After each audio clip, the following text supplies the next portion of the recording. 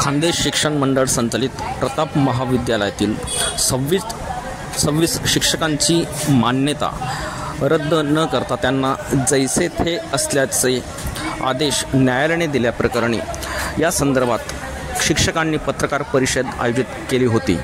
या पत्रकार परिषदेत अशोक पवारांनी आपली भूमिका मांडली, सोबतच ॲडव्होकेट किरण पाटील यांनीही आपली भूमिका मांडली, माजी सचिव सुनील गरुड यांनीही भूमिका मांडली। मात्र या पत्रकार परिषदेत माजी संचालक डॉक्टर BS पाटील हे आले असता यांनीही आवर्जून सांगितले की मलाही बोलू द्या। मात्र प्राध्यापक अशोक पवार यांनी त्यांना मज्जाव केला।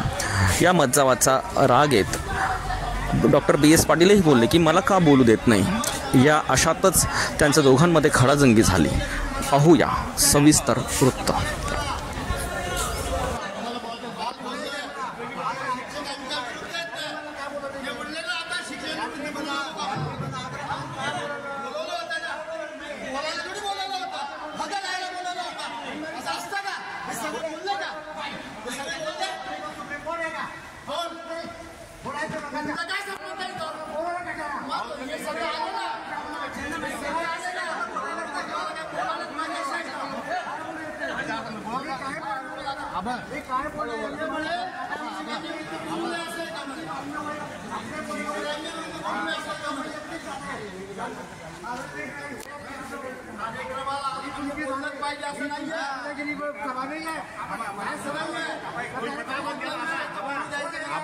आबाई पत्रकार तुम्ही बोला ना, पत्रकार